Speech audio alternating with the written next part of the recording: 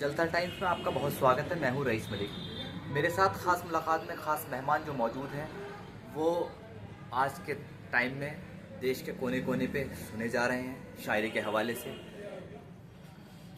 हवाले से वो इतनी बेहतरीन शायरी करते हैं कि लोग उनको सुनने के लिए उत्सुक रहते हैं और आज उनकी शायरी को सुनने के लिए लोग उन देश के कोने कोने से उनको बुला रहे हैं और वो जा रहे हैं कोतवाली का और बिजनौर का नाम रोशन करने का काम कर रहे हैं। तो वो हमारे साथ मौजूद हैं, वो हैं इम्तियाज़ अज़हर।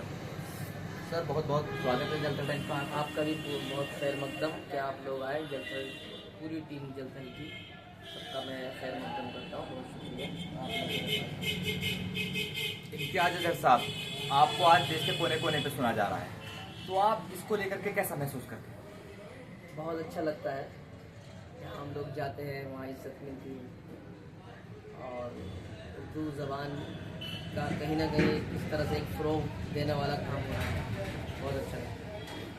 इम्तियाज़ अज़हर साहब, मैं आपसे गुजारिश करूँगा, मेरे दर्शक जो जलता टाइम से जुड़े हैं वो भी आपसे गुजारिश कर रहे हैं कि आप कुछ देश के हवाले से कुछ ऐसी शायरी सुनाएं जो एक देश को एकता में बांधने का काम करती हो, देश को जोड़ने का काम करती हो। शायरी आप सुनाने की ज़हमत।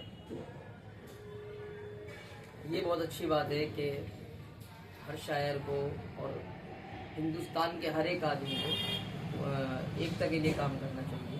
यही हमारे हिंदुस्तान की खूबसूरती है। और इस वक्त जो मौजूदा दौर है उसमें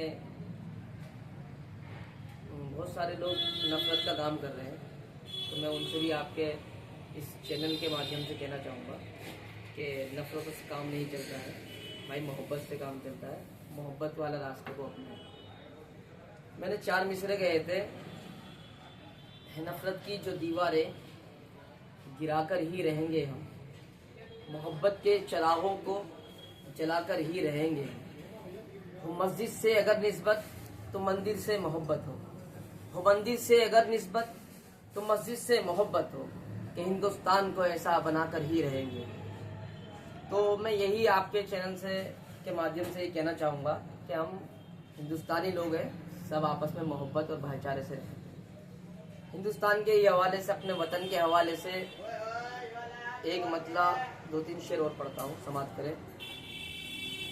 अर्ज करता हूँ कि वो पेरिस है, वो लंदन है, वो है जापान का हिस्सा। वो पेरिस है, वो लंदन है, वो है जापान का हिस्सा। मेरे दिल में है लेकिन मेरे हिंदुस्तान का हिस्सा। बहुत खूब। वो पेरिस है, वो लंदन है, वो है जापान का हिस्सा। मेरे दिल में है लेकिन मेरे हिंदुस्तान का हिस्सा। मुझे शक की नज़र से देखने वालों ज़रा सुन लो, मुझे शक की नज़र से देखने वालों ज़रा सुन लो। वतन से प्यार करना है मेरे ईमान का हिस्सा। बहुत खूब। वतन से प्यार करना है मेरे ईमान का हिस्सा।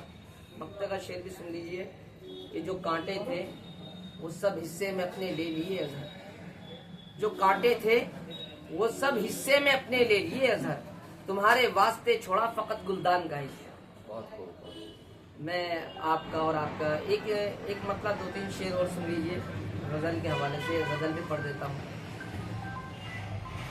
मतलब यूँ है कि मतलब पढ़ता हूँ, उसकी हर बात का सम्मान नहीं रखा है, उसकी हर बात का सम्मान नहीं रखा है, यानी नुकसान का इम्कान नहीं रखा। उसकी हर बात का सम्मान नहीं रखा है, यानी नुकसान का इम्कान नहीं रखा है।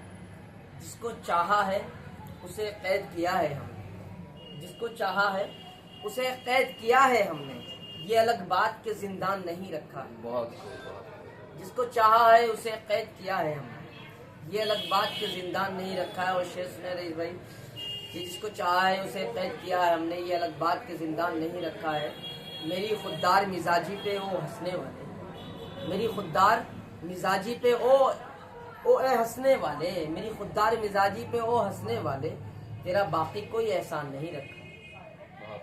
मेरी खुददार मिजाजी पे वो हंसने वाले, तेरा बाकी कोई एहसान नहीं रखा है। और अमली मैदान में भी साथ रखा है, अमली मैदान में भी साथ रखा है हमने, सिर्फ तापों में ही कुरान नहीं रखा है। बहुत खूब। और एक शेर यूँ है ये कि अमनी मैदान में भी साथ रखा है हमने, सिर्फ ताकों में ही कुरान नहीं रखा है। शेर सुने कि जान से बढ़कर उसे प्यार किया है, गजल का शेर है कि जान से बढ़कर उसे प्यार किया है हमने, नाम ही उसका फकत जान नहीं रखा है। जान से बढ़कर उसे प्यार किया है हमने, नाम ही उसका फकत जान नहीं रखा है। हरकतें हमको बताती हैं ये उसकी है, हरकतें हमको बताती हैं ये उसकी असर है, उसके सीने में अभी ईमान नहीं रखा। बहुत शुक्रिया। जलतल टाइम का ये थे हमारे साथ इम्तियाज़ अजहर, जो हिंदुस्तान के मशहूर और मारूफ शायर हैं, जो अपना कलाम सुना रहे थे और देश की एकता को लेकर के उन्होंने देश के हवाले से जो शायरी सुनाई है वो भी एक पैगाम देती है आप लोगों को। तो यही एक हमारे देश की खूबसूरती है कि हिंदू, मुस्लिम, सिख, ईसाई आपस में हैं सब भाई भाई, और यही पैगाम इम्तियाज़ अजहर साहब ने देने की कोशिश की है और यही हमें करना है।